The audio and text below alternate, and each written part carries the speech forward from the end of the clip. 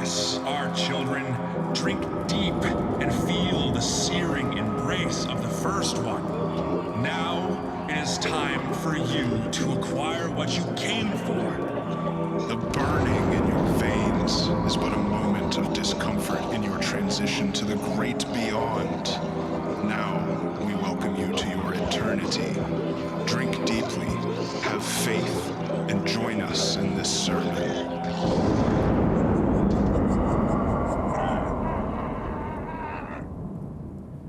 Welcome back to the Koolaid Stand. I'm Jett. I'm Stephen. You taking a sip out of your energy drink in a glass? Yeah, I think between the two of us, I'm the only one that drinks during the show. Other beverages. We did try drinking during the show once. It didn't work. No.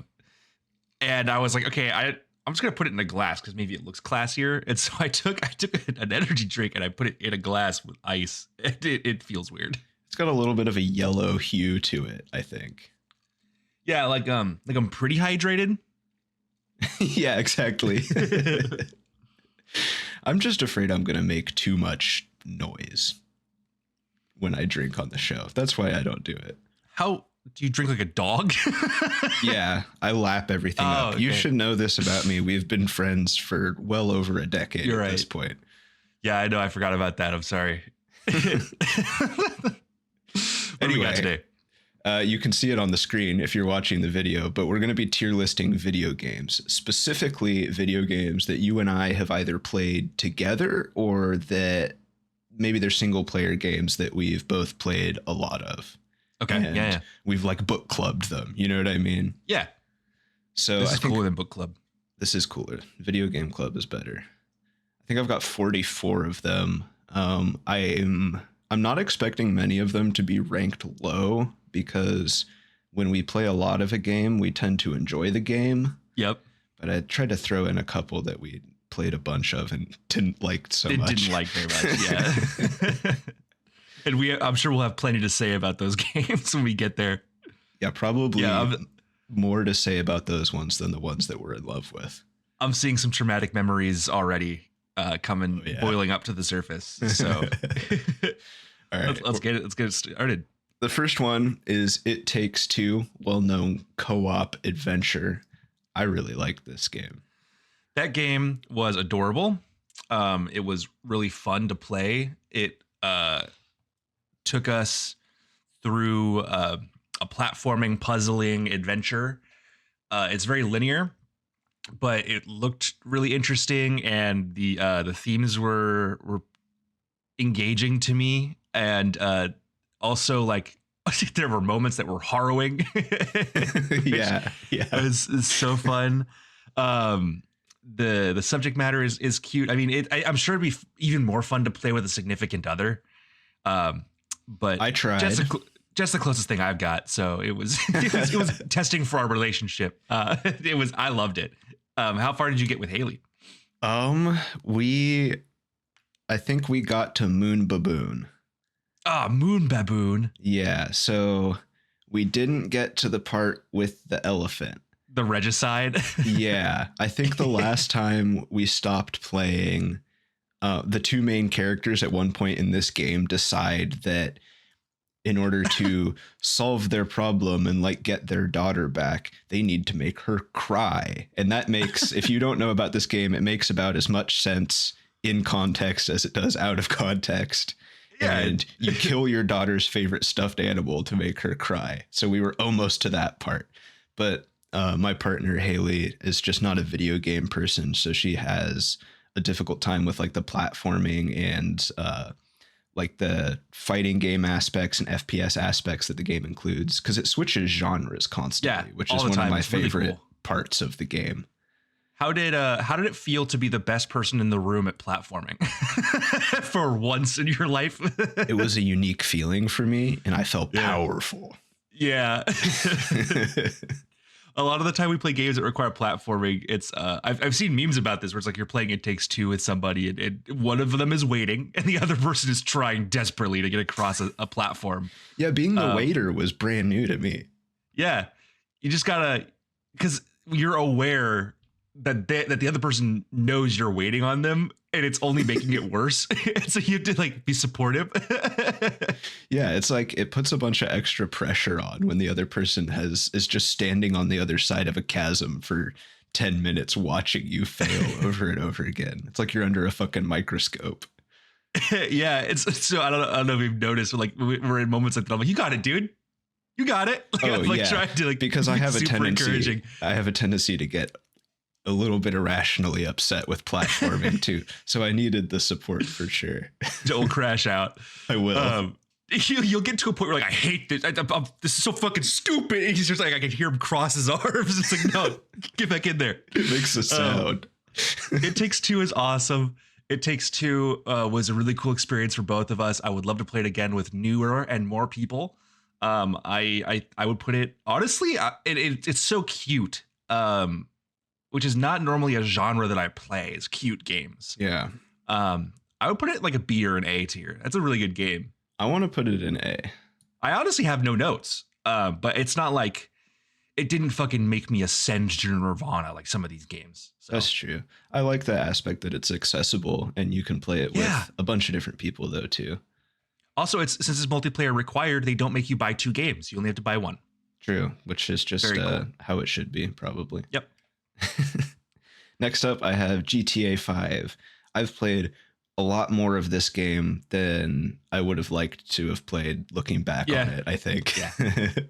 We got GTA 5 in the Koolaid Stand podcast before GTA 6.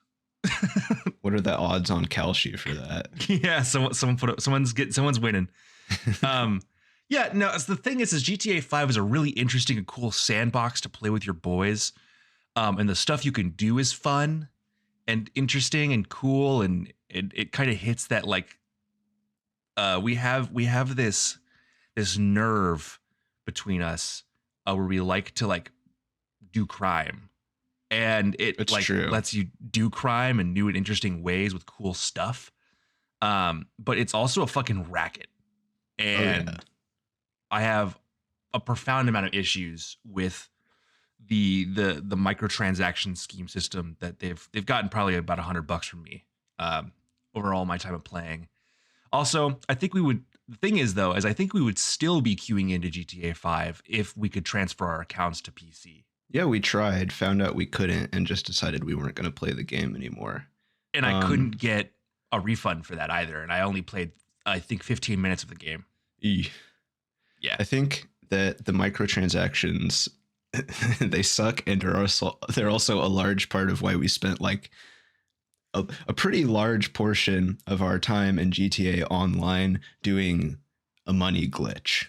Yeah, just grinding. And it still took time. Like, yeah. So it's like just to have access to these things. We were doing like this super niche speed run of like a certain portion of a certain heist to get money to buy things to have fun in GTA Online because we didn't want to do the microtransactions. And I actually feel like I can't fully weigh in on ranking this game because I haven't played a single second of the campaign. It was pretty good. It's engaging and interesting. It's very long, and you could do all the shit you can do in multiplayer. You can do in the single player campaign, kind of at your own pace. It's pretty nice. The thing is though, is we have a lot of good memories playing the game, despite the fact that we played it more than we really wanted to. Unlike some of these other games where we played more than we wanted to and had bad memories. Yeah. Like so much goofy, funny shit happens when you play GTA 5. I don't like it. It's so conducive to that kind of experience. We made some really cool friends playing GTA 5. Yeah. Well, I met them in Payday 2, but like they played GTA 5 with us a lot, and we had plenty of fun moments just fucking around with them. Having our own friends that we had from high school come in and play with us all the time and do stupid shit. It's just like, I don't know. I don't think it's a horrible, offensive game. I think the microtransaction system is a fucking racket, though. If the microtransactions weren't a problem and the money was more accessible, I think that game would just be, frankly, a phenomenal game.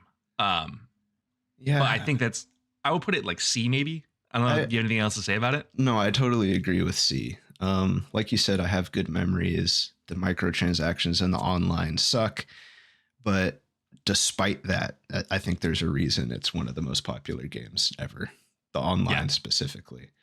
But I feel good about a C, like specifically towards the online for me, since I haven't played the campaign. Yeah. Our next game is The Forest. For me, this is one of the fondest memories I have of playing through a game from start to finish with a group of the boys. I agree with you. God damn. We played this game during just kind of a golden era for us. We did. And like Among Us isn't on this list, but like we were playing Among Us a lot. This is like during the pandemic for us. So yeah, we had a group of people that were often all available at the same time, which is so rare for us now. So yeah, there's a ton of nostalgia to this playthrough for me. It was so funny to have 7 people in a Discord call all the time, and just trying to play this game. As it like this game, if you don't know much about it, which we didn't, can really fucking surprise you with its strangeness. Yeah. It's very strange. There's just so many jokes about like killing people and stealing their bones for bone furniture, and throwing tennis balls against the wall, and like running each other through these caves to get stuff. And then if any one of us died, we had to go back through and get all that stuff again. There was this moment in the first time we played it where we were just kind of like in the middle of surprise, spoiler alert, a forest. And we went into, I like to say this kind of thing because I know it's going to backfire, but there was a cave really close. We wanted to go inside, and I was like, what's the worst that can happen? It's like not like there's anything crazy in the cave. This is also my like clearest and fondest memory, what you're about to describe. Yeah. and all we have are like these fucking lighters for light. And so we all get into the cave, all 7 of us, we've all loaded in. And there was like a wood thing we like knocked down, and we all get into this little area inside the cave.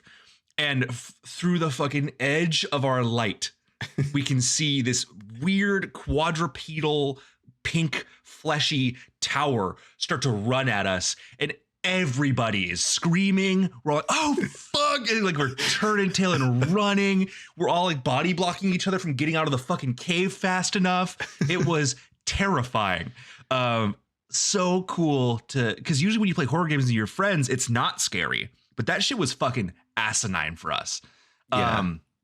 It created such a perfect, unique moment because we all went in blind, and we didn't know the thing was going to be in the cave. None of us did. Right. And the entire call in Discord screamed as the thing like flashed in front of like the flickering Bic lighter that we were using instead of a flashlight. It was such a good moment. It's also one of the last games I remember where we were like not at all close to the end. It was like probably like 11 o'clock, but we felt like we were close. And so every hour we were all getting tired, but one of the group would be like, come on guys, we have to be close to the end. And we would just keep pressing forward, and we still took our time. Like we didn't rush it. And I think we were all playing that game until 2 in the fucking morning. And then there's a moral decision at the end of the game. And like you and I were on one side of it, and everybody else wanted the other thing. And so we slowly chipped everyone to joining our side, which happened to be the wrong decision. What? I think we convinced everybody in that. Yeah. Yeah, we slowly chipped everyone to join our side of this moral quandary, and which was the wrong decision. Oh yeah, we were 100% incorrect. Sorry about that, guys. Yeah, that game's an S tier. It's fucking amazing, and I am so attached to it. Next up, we have Terraria. This is one that I've played through like 5 or 6 times, and that you've probably played through like 25 to 85 times, if my count is correct. It's a wide margin, but yeah, sounds about right. Terraria is fun. I like to play it with my friends. I don't know much. I'm not super knowledgeable about it, so when I play, I'm mostly like following directions, which knocks this one down a little bit for me. And it's also like not something I have fun with by myself. I played it on my own. I think when you have like open sandbox games like that, I've noticed a pattern that like you pretty much only enjoy those kinds of games when you have somebody else to play with. Yeah. I have played it alone a couple times. it's like one of the only games that I can like not really be desiring to play. And if a friend is like, "Hey, you want to play some Terraria?" I'll jump on and I'll still be able to like play and have fun. Yeah, that happened like last week. Yeah.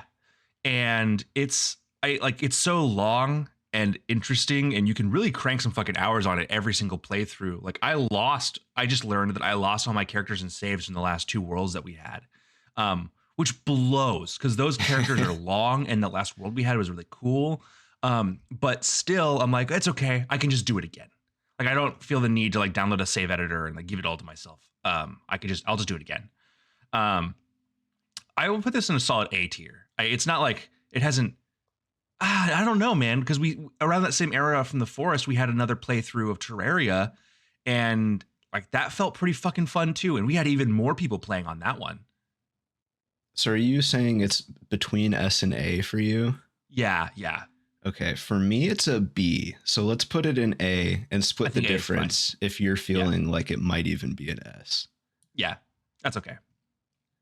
Next up is another survival game, 7 Days to Die. This is like a zombie survival game. Yeah. Survival crafting. It's like Zomboid Light with 3D graphics, I guess. Yeah. I would put it more like Minecraft with only zombies and like 3D, like high res graphics, kind of. With like this game like a fusion between them. Yeah, it fucking rocks. I've loved playing it every time I've played it. It was really fun. The last playthrough we did where we were like, but like the game gets unnervingly difficult towards the end. It has its own time limit, I think. Before you're like, okay, well, having a base doesn't fucking matter anymore. At least we've never gotten to the point where we can just survive indefinitely. It's really fun to play with a whole group of people because everyone can kind of split their points out, and you can have different people doing different stuff, and you can have a more complete playthrough. I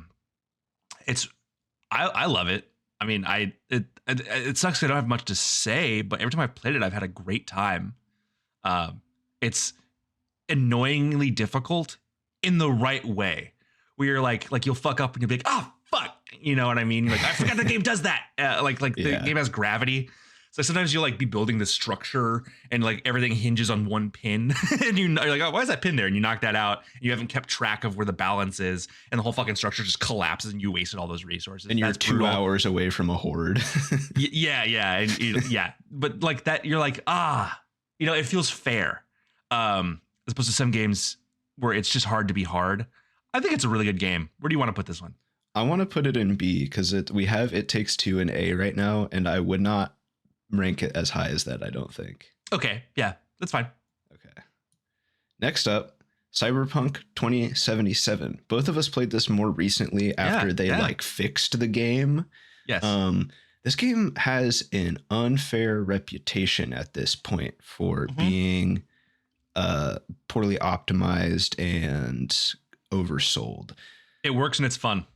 It was oversold when it released and it did not work well when it released. Now it works really well and it's an awesome game and it's really fun.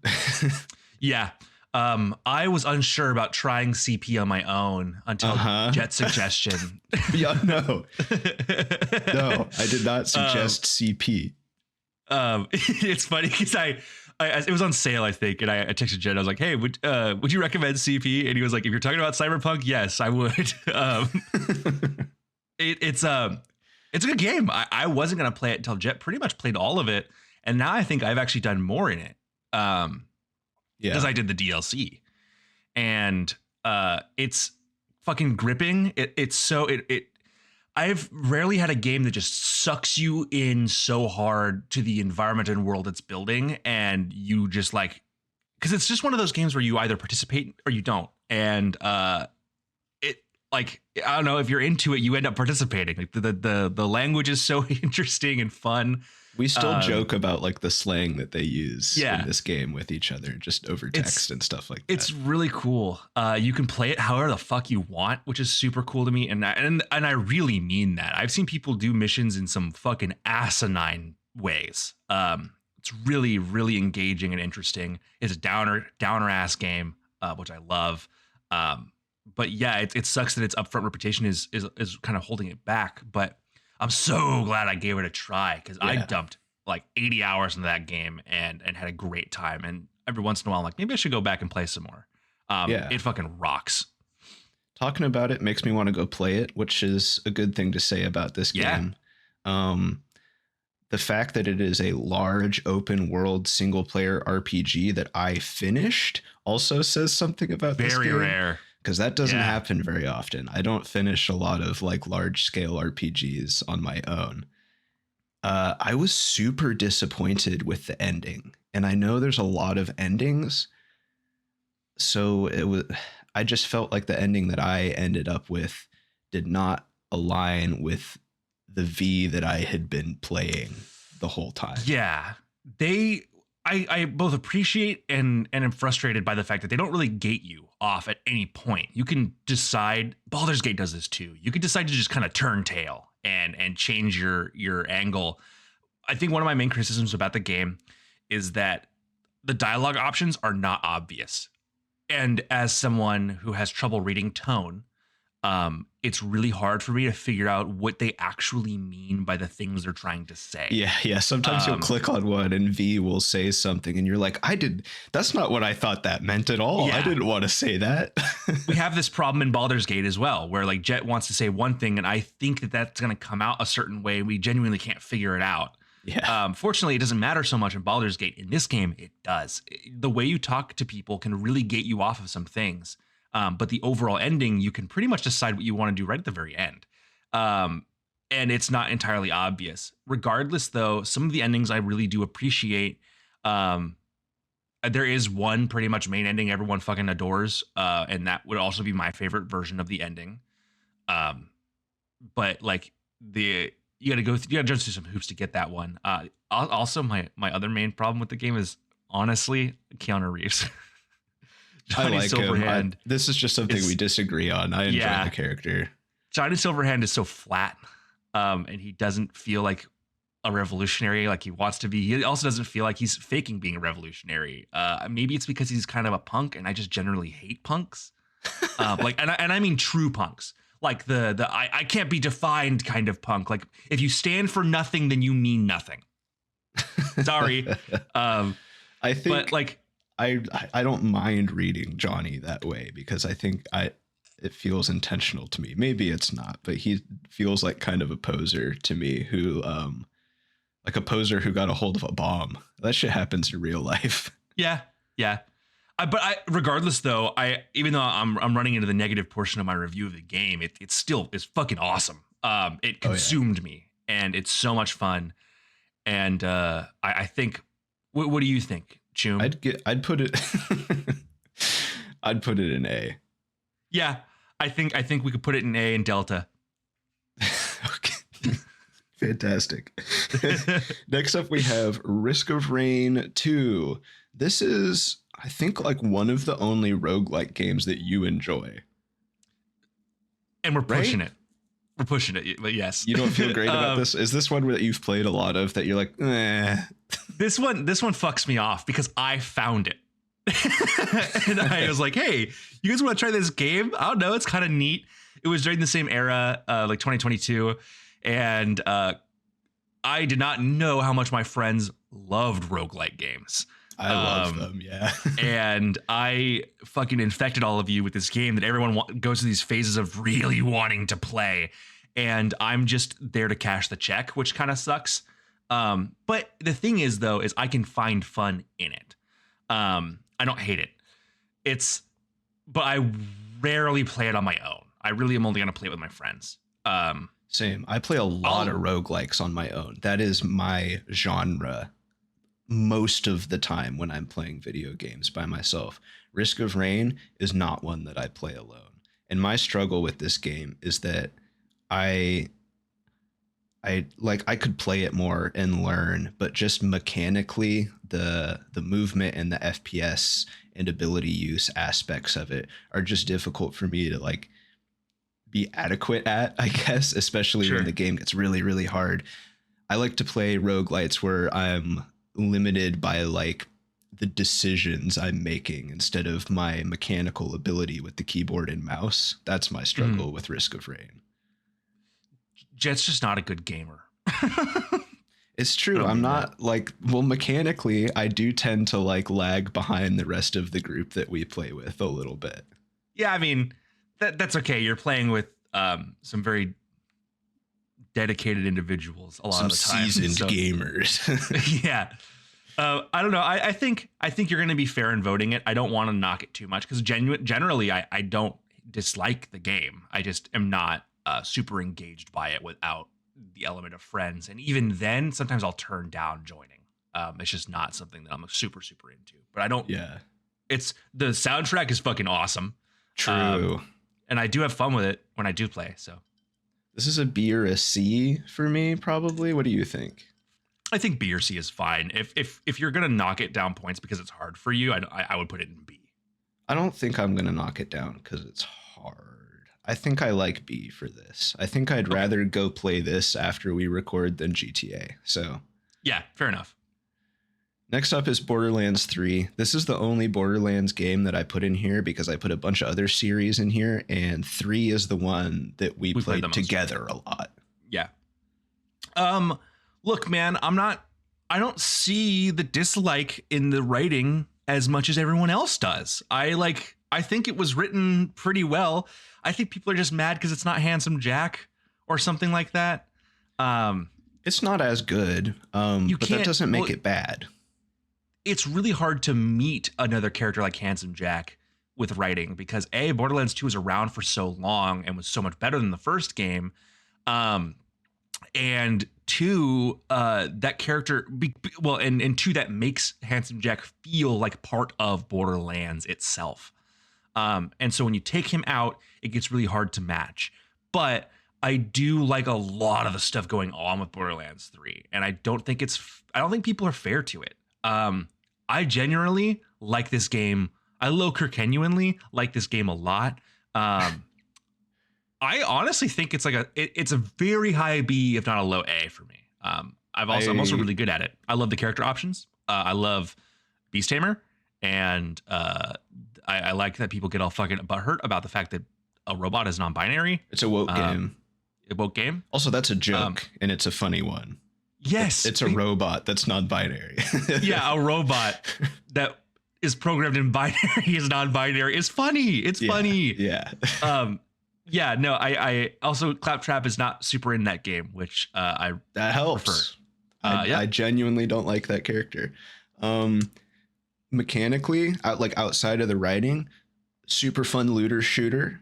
Yep. I agree Guns that are cool. the writing is like serviceable at minimum. Like I think it's pretty good. Yeah. When I play a Borderlands game, I'm personally mostly there for the comedic writing, and this game made me laugh a lot. I still remember the heatant pipe in the ship. I still joke about this to this day. It's so good. Instead of a coolant pipe, they have a heatant pipe. It's And funny. we have the pleasure yacht. Like there's funny shit. Zendara. Yeah, there's funny shit from this game that I still think about consistently. Yeah. That being said, I think it's a really high B for me because it's not hitting cyberpunk levels. Okay. Oh. Yeah. Okay. Next up is Jedi Fallen Order. This one had a really interesting dynamic between you and me. You and it? Because I played it first, before you played it, and quit because it was too hard for me. And I was like, a game that's too hard for Jett sounds up my alley. Yes. This is like the style's kind of Souls-like, especially more so in Jedi Fallen Order than the second game, Jedi Survivor. But it's definitely not on the same difficulty level as FromSoft games. I don't remember how I came to this game. I think I wanted a good Star Wars game, I think, and it was on sale. And so was Battlefront 2. And I was like, hey, should I play this game? And you were like, you'll like it. And I was like, okay. Yeah, and you loved it. You convinced me to go back to it. I cannot be more thankful that you convinced me to play this game because the second game in this series is something else. But Fallen Order was fucking phenomenal. It's challenging. It's gripping. Somehow some of the best Star Wars writing we've ever had. It's so so good. And I have to put it in A tier for myself because of the next game in the line. Yes, I agree with the rating, and I agree with where you're going to go with the next rating. I'm also thankful that I convinced you to this game, because that convinced you to play this game, because that led to you convincing me to finish it. Go back. Yes. And I went back and I just played the whole thing. I started back at the beginning, and I think I like turned the difficulty down a couple times at the beginning just so that I could enjoy it and like get myself into it and learn the mechanics. And then I stopped having to turn the difficulty down, and I finished the game and I loved it. Yeah, dude. Difficulty mechanics are, I feel like I have to convince you of this frequently, depending on the game you're playing, but difficulty mechanics are there for a reason. You know, I feel like a little bitch when I have to go anything below normal. I'm not making fun of you, and I'm the only person that you know who's played it harder. So, I don't care. But the next game, though? Yes, this is the next game in the series, Jedi Survivor. This is an easy S for both of us. Easy S tier. Easy S tier. God, this game is so good. They cut out some of the Souls-like stuff with this one. It's a lot less linear, a lot more open world. The writing is even better. It's like a Souls-like Metroidvania. It's like it's its own fucking thing, and the writing is just so good. I didn't see the twist coming. Even though the person I was playing the game for did, and also like just the history that's in the game and the characters. You get to see some really cool stuff, like an old Republic Jedi who like doesn't have an arm, which is fucking awesome. I love characters that don't have limbs. And then he like. He has a force limb in place. He has a force limb, and his fucking his assistant is a really rare species I cannot remember the name of right now. And you throw him into a fucking moon laser, and there's so much cool shit. There's all kinds of fucking awesome stuff. There's a whole fucking like sky city you have to fucking clear out, dude. God, that whole game is so fucking awesome. The one of the boss fights turns upside down at one point. So cool. There's so much cool customization too, which is something I love in a game. You can change how Cal looks. You can change his outfits, his hair, his haircuts. And yes, there's a bunch of different like lightsaber and fighting styles, which is so cool for a Star Wars fan. You can even do like saber and blaster at the same time, which is what I ended up maining because I just thought it was fucking cool. But it's awesome. Scuba Stev is in that game. If you've listened to, I can't remember what fucking episode that was when we talked about Scuba Stev. Did we do a Glup Shitos episode? I don't think we've done a Glup Shitos episode yet. But Scuba Stev, great character. God, that game is so fucking good. Oh, and Darth Vader has probably the coolest line he's ever had in anything in that game, where he says, "You're a fool to believe your actions have any consequence." And I think that goes so hard. Yeah, so many cool locations, so many cool characters. Yeah, awesome. God damn. Time to go all the way in the other direction. I think this might be the only game that gets a D from both of us. Rainbow Six Siege, which we've actually played a lot of. A considerable amount of. God, I hate this fucking game, and I always have. D, yeah. We played it, and I was like, okay playing it because we had nothing else. And I have learned as I've gotten older that Ubisoft games just suck, and I don't like hero shooters. And I don't like, I don't like any component of this game. It's toxic and annoying and sucks. And I'm so glad that I don't play it anymore or ever have an itch to play ever. I liked it for a while. I did, but eventually I think I felt like it was just what I had to play. Yep. Yeah. And we were playing it during a period where they kept releasing big updates that mostly just fucking sucked. Yeah. And I think we've even talked about it on the show. Like your main specifically was stuck with this glitch that just made him unplayable for like months at a time. And then after he got better, they just fucking broke him anyway. They took away his thermal sight. Yeah. They kept doing shit to the game that sucked, and they were only focused on like competitive and like what was going to be the most balanced for the pros. And even they weren't even pulling that off most of the time. Yep. I hate this game. I also hate this game now. when the servers close in this game, I will read you. I'll have a drink to that. This game sucks. I'll join you. I'd be happy to. Fuck this game. Next up is Watch Dogs 2. I've only got 2 on here because I didn't play 1, and we both That's played okay. 2. Yeah, we did both play 3, but that I would put in D tier if it was here. Bro, I forgot about Watch Dogs Legion. C. Watch Dogs 2 I think is an A tier because of a couple things. It was good, like really good, and I have very few notes about it. And we had a lot of fun playing it, and it was a huge part of something we would talk about very frequently together. The characters were cool and engaging. I loved the ideas.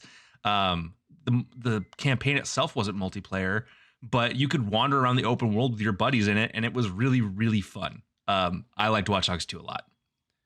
Yeah, I don't have much extra to say about this game. It's like a low A to me because we've got stuff like Cyberpunk and Jedi Fallen Order in A tier.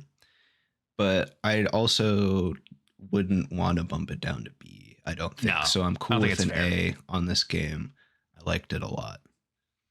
Also, like the way you finish hacking missions in this game are very similar to the way that if you choose to do hacker play style in Cyberpunk, it's super similar.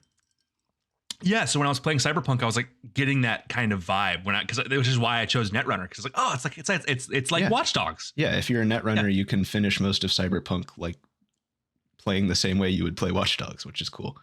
Takes forever, but really cool. Yeah, I'm tempted to go back and do that with Cyberpunk because I didn't fuck with net running or like the brain hack shit at all. I also didn't do a ton of that stuff, but I did have the ability to and I wanted to, and it was really fun. So next up we have Castle Crashers. This is S-tier. Classic. Yeah, it's a classic S tier. Classic co-op game. The crazy thing about this is you did not grow up playing Castle Crashers. I don't think, right? I think I started playing Castle Crashers with my buddy Eli in elementary school. Okay. Because I did not have video game Xbox consoles at all. We had like a family Wii, I think. Which it was not on. And I would go to Eli's house and he had a PS3 and a PS2. And I love video games, and I didn't have video games until I was a little bit older than a lot of my friends. So I would love to go to my friends' houses and just like play tons of video games. Hell yeah. And we would just finish this game together over and over and over when I would have sleepovers at his house. Because it rocks. It's from this golden era of arcade games that just like, it just hits right. You can play it with 4 people. You can play it anytime. It's easy to pick up. It's not hard to learn. And it keeps getting updated. Did you know this? No. They just updated it like last year, dude. Now you can just upload your own characters now. Oh, that's awesome. Yeah, man. It rocks. God, Castle Crashers is so good. S tier, hard deserved. Yeah. If you don't know, it's like a beat 'em up arcade co-op game. Like side scroller. And it never stops being fun. It never It's stops. super silly. It's so super funny. And the story is still like a solid light comedy story. Yeah. Next up is a game by the same studio, Pit People, which was much, much less successful than Castle Crashers, but we played it together. This game's just as fun. I don't even like the style of game that it is, but because Behemoth touched it, I loved it. Yeah. So this one is like a turn-based strategy game where you have like a squad of characters and you play on like a grid, right? And they have action points. Yeah. And you move them around the board in combat, and they all have different abilities that they use. I like it as much as Castle Crashers. You told me to put this on this tier list. Yes. And I had forgotten about this game until you mentioned it. And I was alone in my bedroom and I read your text to add this to the tier list. And I was like, oh, I forgot about Pit People. I love Pit People. That game was awesome. So good. Where do you want to put this? It's another S for me. Okay. Yeah, I'm okay with that. I quote it sometimes and no one understands what I'm saying, because even people who play games and like Behemoth haven't really spent much time with this one. But like sayonara stands for go die, and calling ice cream iced cream. Cream. Just going, oh yeah, you know what I mean? It's there's so many awesome moments in that game. I loved it. Next up, we have Baldur's Gate 3. which I everybody knows this game. I still have never finished this game. We're getting there. What I must have like close to 100 hours in this. No, I can't have that many. I must have like 60 hours. 60 hours probably without finishing it.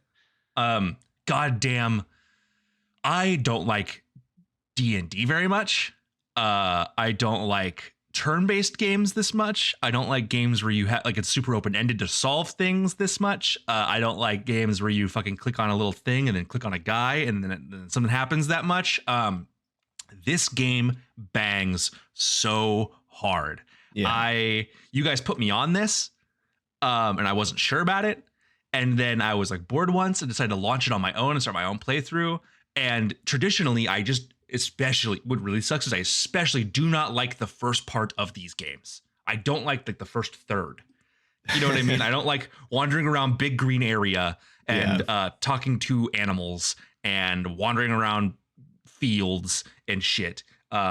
Especially because it's really hard at first, because especially with the characters that I like to play, I don't really get a lot of good abilities. So it was hard for me to engage with. But once I got to like the second act, I just kind of thugged it out.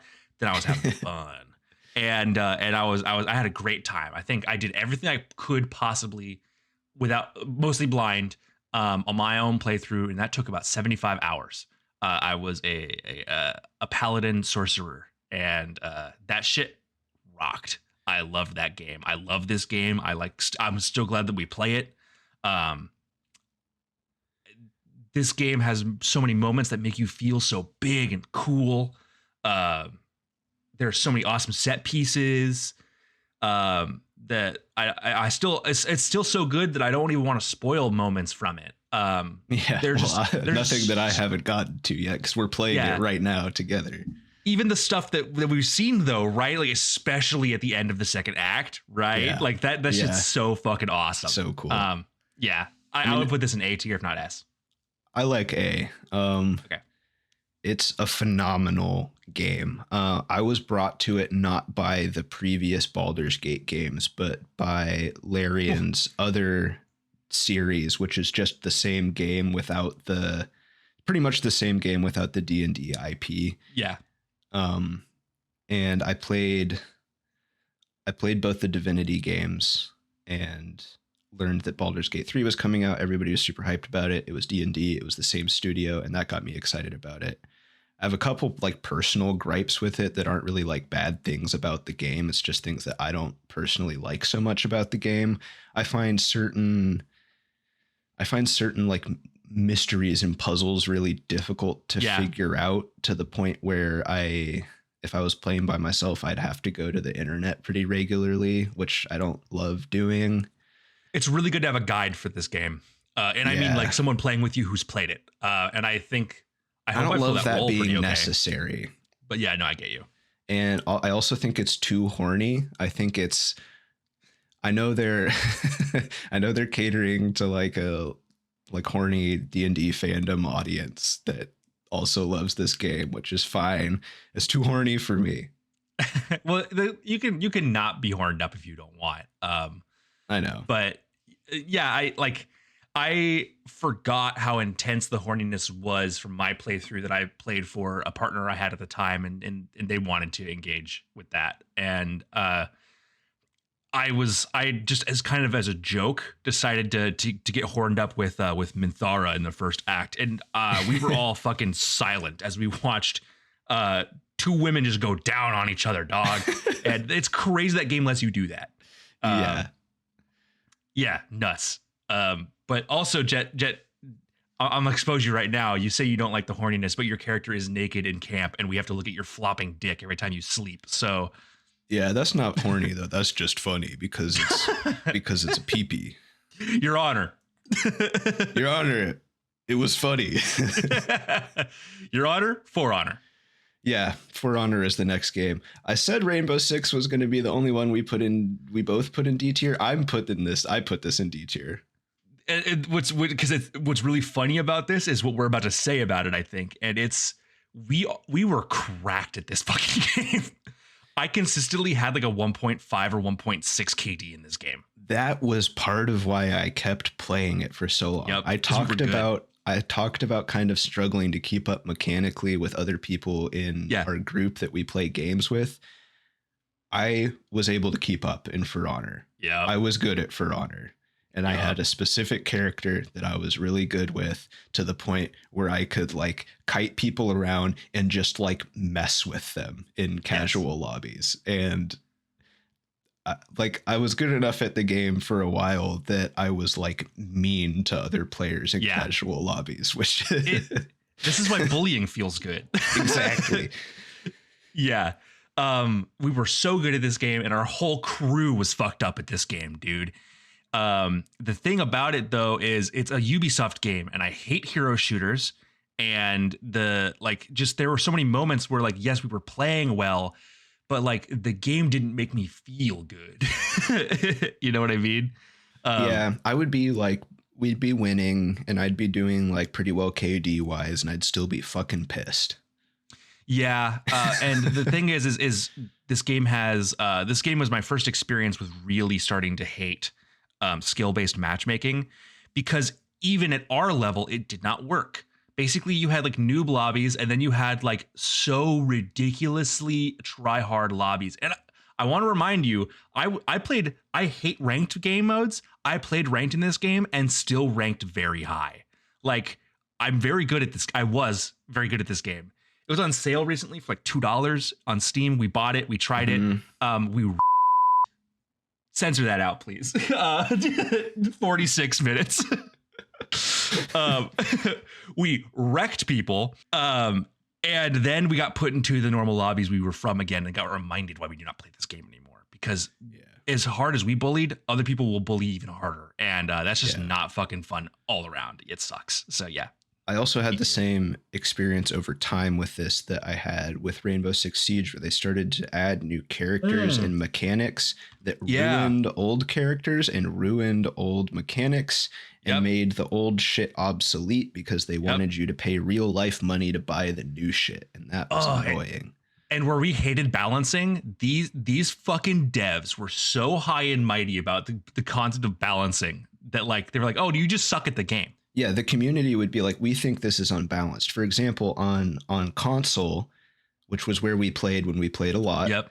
The character you mained, Orochi, had a light attack. For a time, the light attack was so fast on console that, given the console frame rate, it was not possible to deflect the attack by reaction. You just had to guess.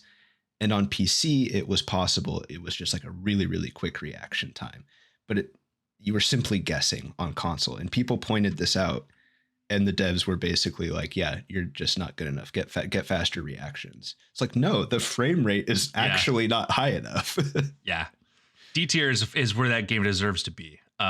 Yeah. Dying Light. We got Keegan in. Sorry, we got Keegan in For Honor for a brief moment. And I didn't think it was necessary to tell him that he needed to use a controller. He tried to play it on mouse and keyboard. Oh God. I have never heard anyone crash out so hard playing a game. I felt very bad for him. He was having a bad time. Yeah. And I can't even blame him. Dying Light. Yes. The first Dying Light is our next S tier. I like S tier. Dying Light 2. S tier. We can talk about all these games at the same time. Dying Light the Beast. Is that A tier or also A tier? A tier.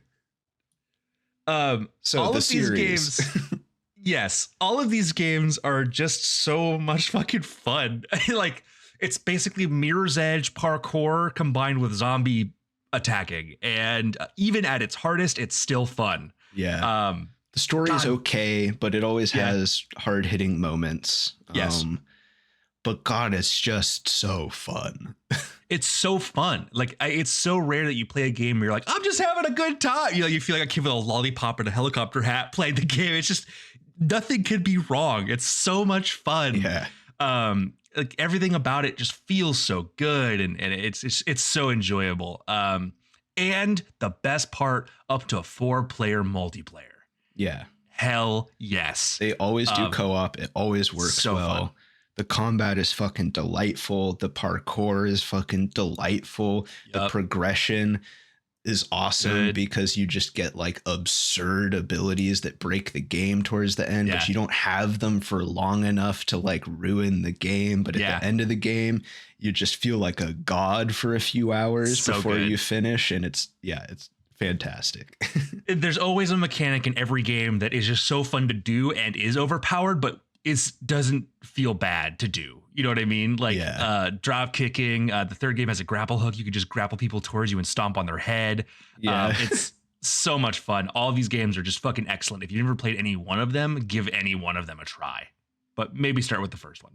Yeah, it's probably the best one, but they're all excellent. Yeah. So that puts the first two games in S and the third one in A. Yep. Next up is Grounded, another survival crafting game where you are a shrunken down child living in a backyard and all the enemies are giant bugs. This game's so good. Yeah.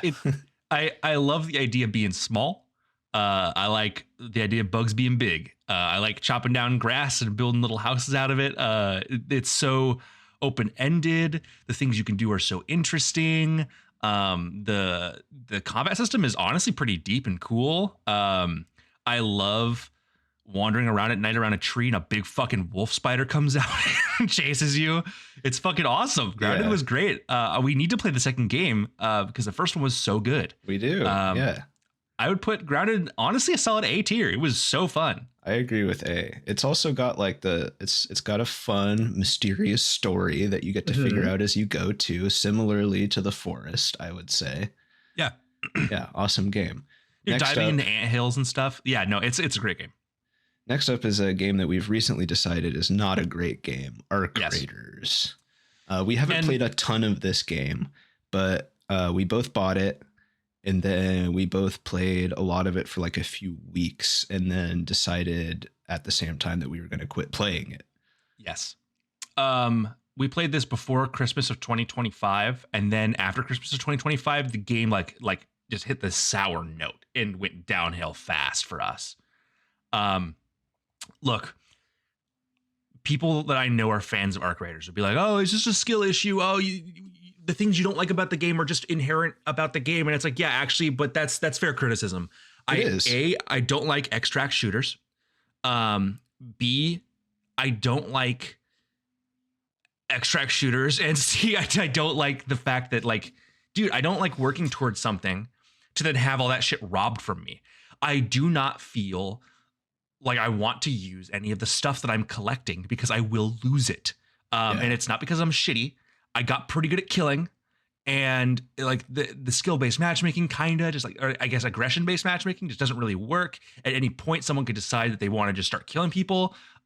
People play like fucking assholes just to get a little edge on you. There are people that will like run and chase you to the fucking ends of the earth, and you can cross communicate and tell people, hey, I'm friendly. I'm not trying to get in a fight. And they don't give a fuck. They'll kill you. They'll mock you. Like it's toxic and it sucks. And what I really hate is this game encouraged this fucking trend of playing these kinds of games. And Marathon came out, and it's an extraction shooter, and I feel the exact same way about it, and I will not be fooled again. Like I'm done with these style of games. It's not fun. I don't like it at all. If you have a good time playing it, it's probably because you're wrecking people. Like, and you're choosing to do that. I feel like this game has reached a point where it might as well just be a PvP shooter. Yes. Which I know is a major focus of the game. And like you said, it's a fair criticism if people want to tell me the things you don't like about Arc Raiders are just inherent to the game. That's true. But this is a tier list for how we feel about the games. Yep. And it was fun at first because you could get on the open mic and talk to people and negotiate and like get out of sticky situations. And sometimes people would betray you anyway. And that was fine because it was like there was a whole social aspect to it. But eventually it was every person we saw just open fire the minute they saw us, which meant that the only way for us to have a chance was to do the same thing. And so at this point, it's like every lobby is just a shoot on sight lobby, which removed the aspect of the game that was fun to me. I don't mind losing shit when I die, right? I love roguelikes. Mm-hmm. I don't I do, mind but- having to restart. Like, that's not an issue for me. It was an issue that the whole social aspect seemed to just be stripped from the game at a certain point. Yeah. I also just, I have, and now that I think they're doing forced resets too. So like, why am I trying to play the game? Like, I don't need, if I want to play a PvP game, I want to play a PvP game. I don't need a weird PvE collection element to like give myself a leg up on doing PvP stuff. It just feels like it's in the way. Am I here to fight people, or are we all here to fight the robots? I think this is a C tier, if not D tier game for me. I think it's a C tier for me, because I think our criticisms are not things that are bad about the game. Yeah. Not all of them, at least, right? Yes. This was also a game for me that made me feel like I guess I kind of literally was, but the guy who comes home from work and has to try to play the game that he wants to play against like people who have just been playing all day and are way too good and just know more about the maps and the gear and like the meta and everything than I do. Yeah. I just felt like I couldn't keep up. Next up, we have Deep Rock Galactic. S tier. This game never stops being fun. It's just good. It's good, clean PvE fun. It's difficult even when it's difficult. The max difficulty is not so hard it's impossible, but it requires direct focus and attention, and just enough where you can like be high and all your friends can be, and some of your friends can be like stupid and drunk, and you guys can still like stumble out. You know what I mean? Yeah. It's great. Usually when you're getting your shit rocked, it's because you are very aware that you are fucking off. Like you're making serious mistakes. It's a very, very, very good game. Yeah, you can make it hard enough that you have to like focus and have a specific build and overclocks for your weapons and all that sort of stuff. And it's super similar to the next game, which is Helldivers, another mission-based, squad-based PvE, drop in, kill a fuck ton of guys and do some objectives and get the hell out of there kind of game. Helldivers for me is one tier lower than Deep Rock Galactic. I agree. I just like Deep Rock Galactic more. Yeah, I think Deep Rock Galactic is... no, I was going to say it has more soul in it, but no, they both have a lot of soul. Here's the deal, is I've played 4 times more Helldivers than you have, I think. I'm level 100. I'm level 120, and I think I have 150 hours on in mission. Or I'm sorry, 500 hours in mission. God damn. I have played this game to the end of the earth, and I actually don't like this game anymore, which sucks. But they have failed to keep up with optimization. The game barely runs; it crashes constantly. Still. And also a lot of the enemy types don't make any fucking sense. They're obsessed with this grunt fantasy, but really what they mean is they want the game to be punishing as shit. And in comparing it to a game like Deep Rock Galactic, where the highest difficulty is difficult, but like still manageable. This game is like, depending on the faction you're against, highest difficulty can just be like not fun or enjoyable. You can get like locked into ragdoll and like just get rolled around and die over and over and over and over again. It's not an enjoyable process. And mind you, I have run probably more level 10 missions than anything else. I'm good at this fucking game, and I just don't enjoy it anymore. The enemies they keep adding just fucking suck. They've also kind of abandoned their whole thing where they were really light on the microtransactions at first, and they gave people like relatively easy ways to like buy the battle passes and stuff like that. They're going really hard on the microtransactions now. Yeah, you can still get them all for free with like 2 hours of gameplay each, I think, depending on how well you farm, which I like. And look, the game's fun and the ideas are funny, and I love the general environment it creates, and I like the devs, and I think they're doing good work, and I think their philosophy is excellent. But yeah, it's not a game I enjoy anymore. Probably because I've just played it until it stopped being fun, and I saw too many bugs. You know what I mean? Yeah. And I don't mean the bugs I'm killing. I saw just too many holes, and these are holes that they haven't fixed. So the grunt fantasy thing, where it just becomes like too much and you can't even help it at a certain point is a good thing to point out in comparison to Deep Rock Galactic, because in Deep Rock Galactic, when I am getting fucked up on the hardest difficulty, I can always identify something that I could have done better or different to have not died. And in Helldivers, I often feel like there's simply nothing I could have done. I fail to finish missions in Helldivers very rarely, but when that happens, it's usually a bunch of people going, "Oh, what the fuck, dude? It's what the fuck?" Yeah, you know, exactly. As opposed to Deep Rock Galactic, where every time we've failed a mission, we've all been able to go, "Okay, well, we should have done this.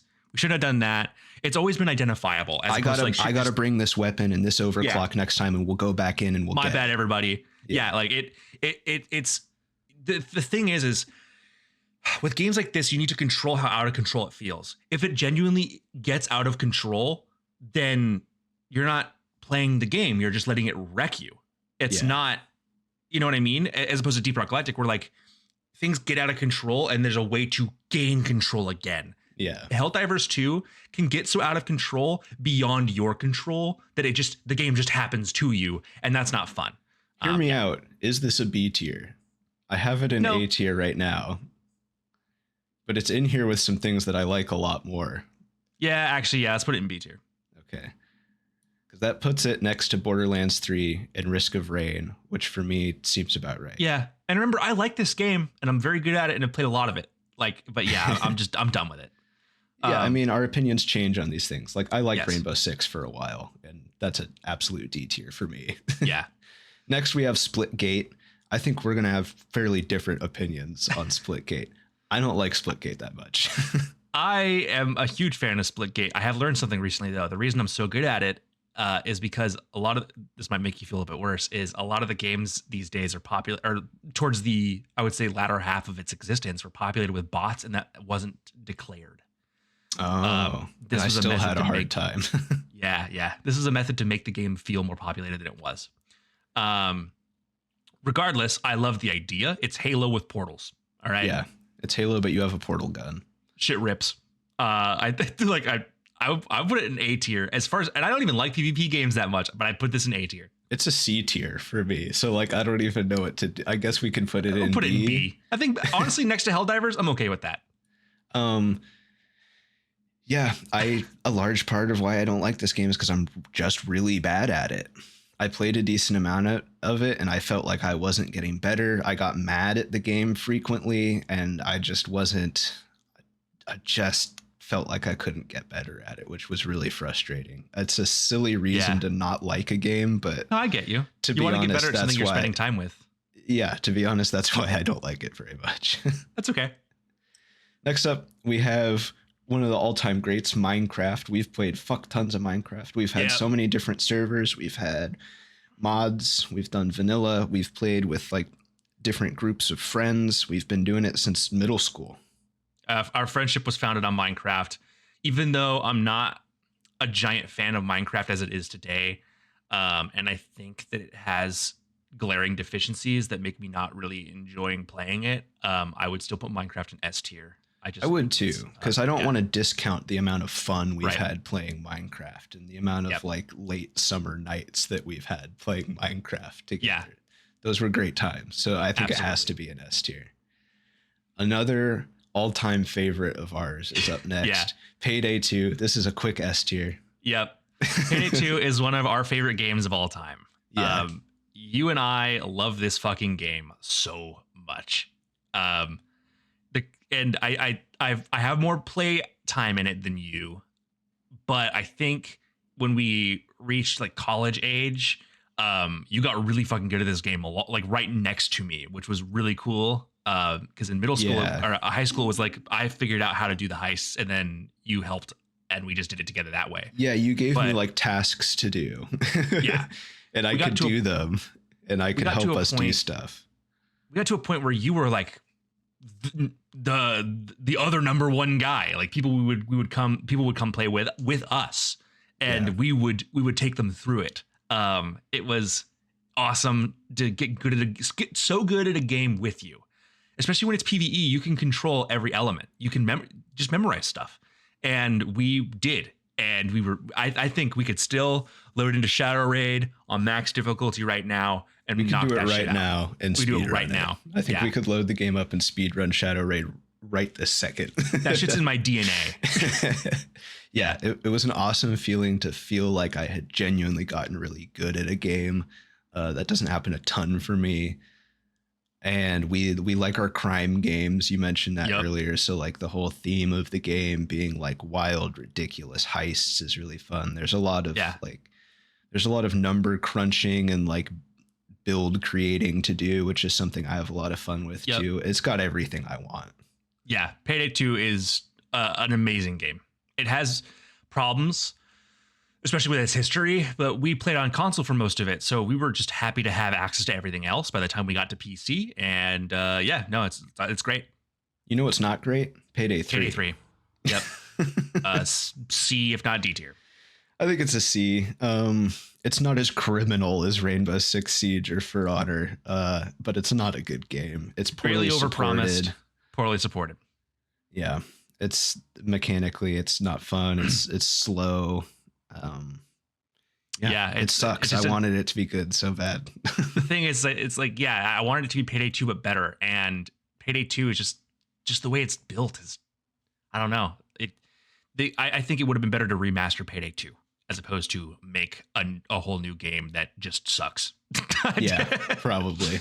Yeah. C tier. Next up, we're going to do a speed run of the entire Halo series because we've played it all together.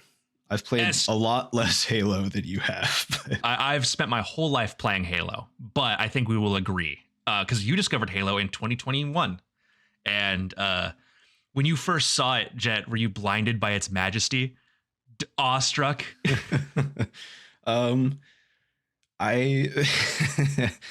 No, but it was like I had this feeling like the first time I watched Alien, the first movie. And I was like, man, my modern sensibilities are like the graphics are not here and it's missing quality of life things that I'm used to because I play newer games. Yeah.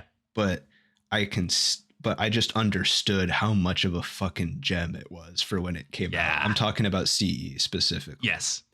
Because we did it all chronological. You played Reach first. Yeah, I think I had played like a little bit of CE, but not the whole game before you and I got together and played the whole thing chronologically. But that was my first time like finishing all the games. Yeah. Yeah. Halo CE S tier. Just because of what it is. It has to be. Halo 2 is one of my favorite games of all time. Halo 2 is also S tier. That game bangs so hard. S tier. I might rate if this whole tier list was just the Halo games, they might be a little bit more spread out. Sure, so amongst these other video games, a lot of these are going to get S tier. Halo 3 might be A.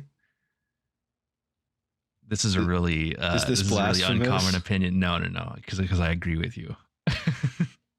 Halo 3 is A tier. It's still an A tier. It's just one lower than C and 2. The second most of any of these games, but yeah, I'd still put it in A tier. Halo 3 ODST, sleeper, S tier though. Sleeper for sure. I fucking loved when we played ODST together. That game was super fun.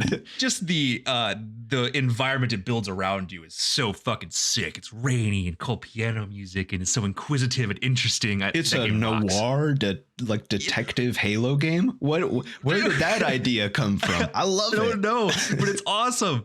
Halo Reach is one of my favorite games of all time. S tier. I feel like I need the SS tier for Reach. Yes. God damn.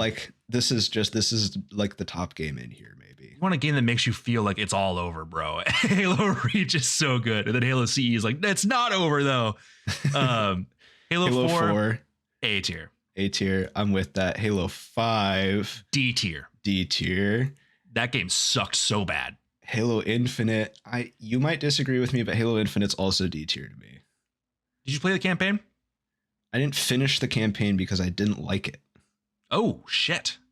That's the only one where I haven't finished the campaign because I just straight up, I thought it was stupid. I did not like the campaign. I wasn't having fun. I just didn't like the campaign. I agree with you. it looked good, and there were moments that were very Halo, but the way like an open world Halo game didn't need to happen. Yeah, I'm okay with D tier. Let's put it in D tier. 2 Halo games. The ending up in D multiplayer tier though is crazy. The multiplayer felt so good. Like they were cooking, and I wish the game didn't suck. We played a lot of it, and I think our primary issue with the multiplayer ended up being the way they did matchmaking. Yes. Yep. If they didn't have skill-based matchmaking, I would have played way more of it. Yeah. Halo Wars 1, A tier. I have to be honest with you. It's been long enough since we played both of these, and the only time I've touched either Halo Wars game was the one time that we played each of them together. I can't differentiate between the two in my memory. Halo Wars 1. So if we put it, here's the deal. Halo Wars 2 was like Halo Wars 1, but a little bit better controls. And like, I think the story was cooler. I think these are like, as a pair, when we played them together, are like A or B for me. Okay, I'll put them both in A tier. It's fine. Okay.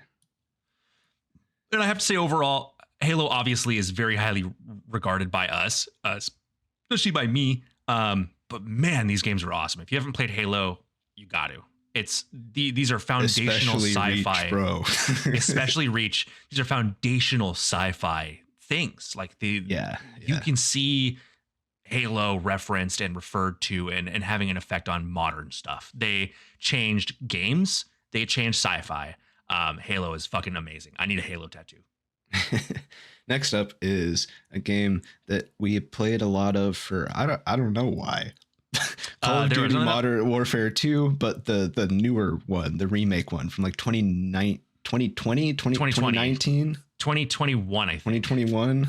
Actually, no, I think it was 2022. Yeah, I don't know, man. It's C, if not D tier. It's a Call of Duty game, plays like a Call of Duty game, feels like a Call of Duty game, is as much of a nothing burger as a Call of Duty game. It's just a platform for multiplayer to make you spend money. I unfortunately spent money. It's just okay. I only played it because I was depressed and didn't want to be alone with my thoughts. I mean, we had I'm not joking. Like together playing the game, yes. But I think it was more because we were gaming together. Yep. Than it being Call of Duty. Here's my thing with this, and I'll let you make this decision. If we're including Warzone, it's a C. If we're not including Warzone, it's a D. Warzone was better than the rest of what that game had going on. Which is interesting because we don't like extraction shooters very much, but yeah.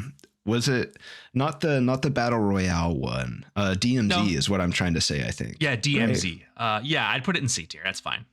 Yeah, if we're counting DMZ, not Warzone, then I get a C tier. Next up is Red Dead Redemption 2. This is an S tier for me. This is one of my favorite games ever. You put me on this one, and I can't believe I hadn't played it before. God damn, is that a good game? One of the best written stories in a video game that I have ever experienced.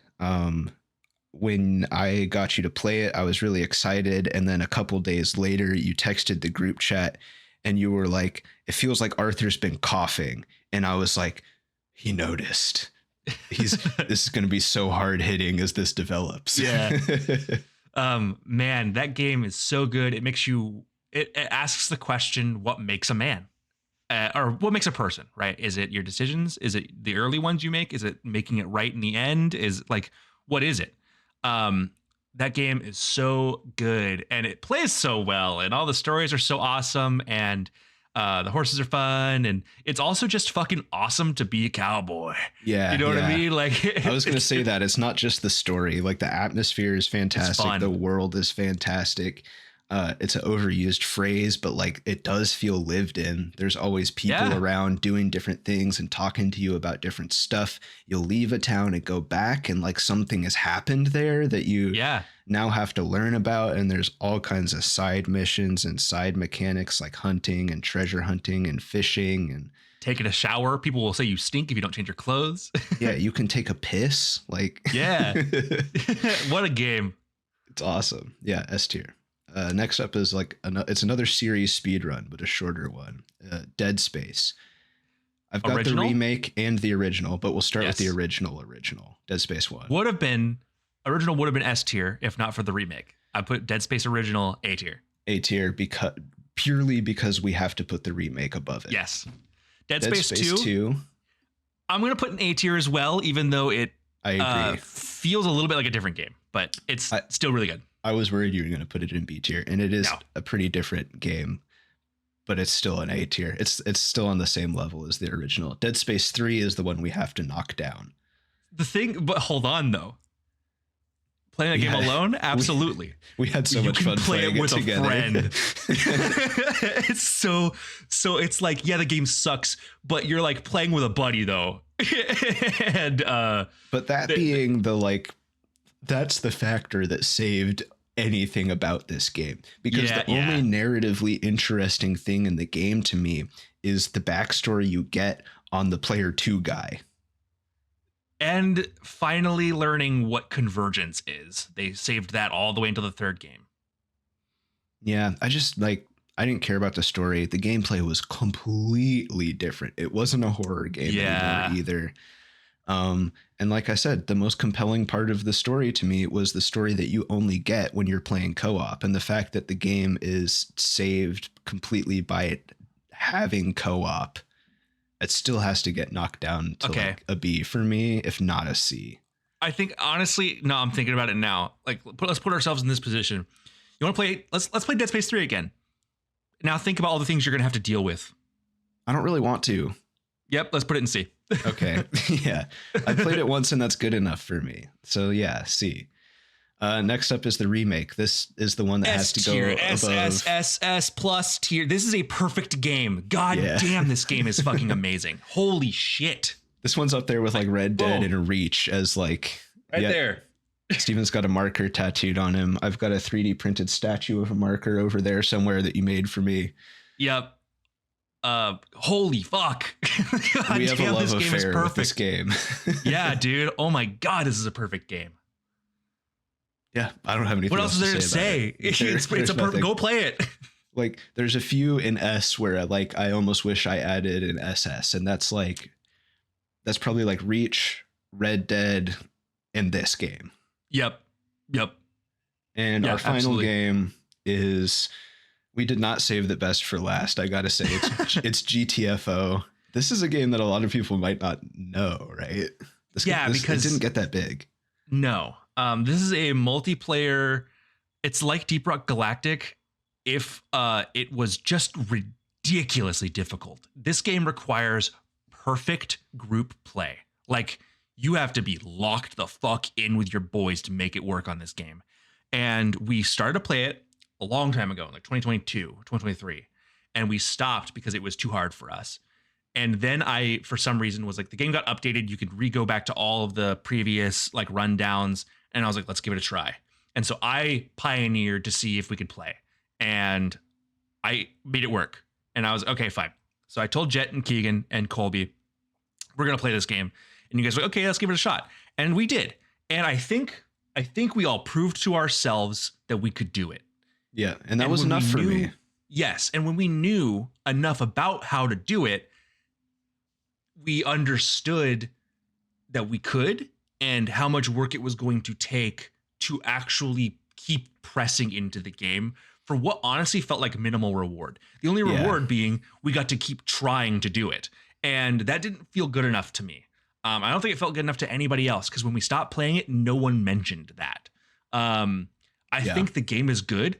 I think it does what it wants to really well. I think the game is engaging. I think the sound design. Oh, man, remember the reactor shutdown noise? Like, yeah. Also, the game atmospherically super cool. I love how unapologetic this game tries to fuck you. There's a mission that we did where you shut down a reactor, so you fucking spend the whole thing pressing and moving resources forward to basically have this holdout to turn off a reactor. And when the reactor goes down, so does all the power. So the entire fucking map goes dark, and now they just send invisible enemies after you. In the dark. In the dark. To be clear, and make you run all the way back. It's dark enough that if the enemies were not invisible, you still wouldn't be able to see them. But they still make them invisible because, like, the most light you Why can get is not? like chucking glow sticks around, and like some of your turrets have flashlights on them and Yeah. stuff like that, and you have like a shitty flashlight on your character, but that's like all you get. I respect this game so hard for being so unapologetic and how hard it tries to fuck you. It's good. It's good. I love the idea. I love the way it plays.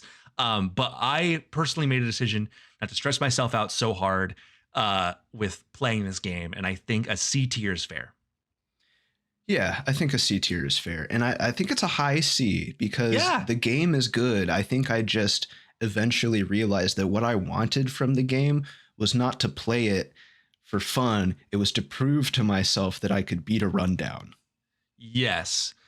And we did beat one whole rundown, I think. And we beat a rundown, and I felt satisfied, and I felt less like I wanted to keep playing. And I kept looking forward, and I kept looking towards the end. And I was like, I knew it was coming, and I don't think you guys did or do.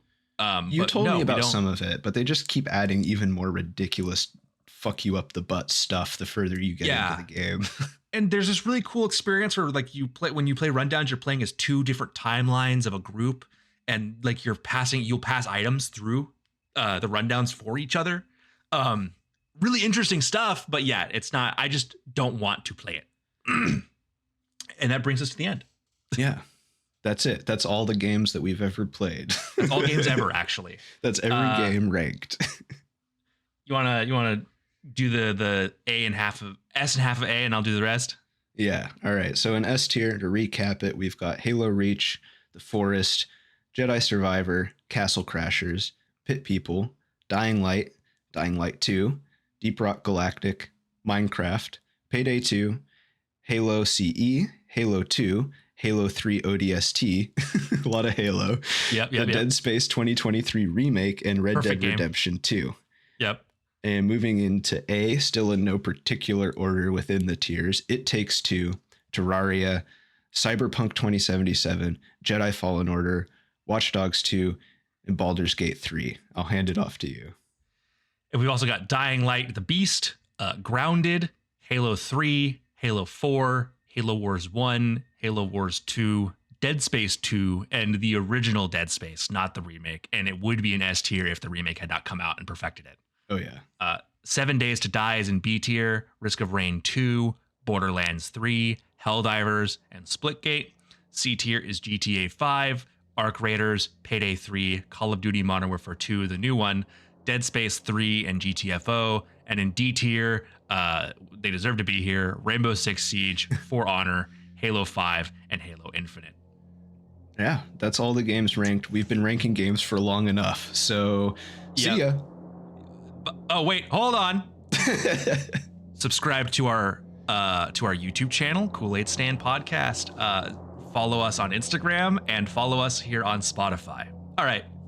See ya.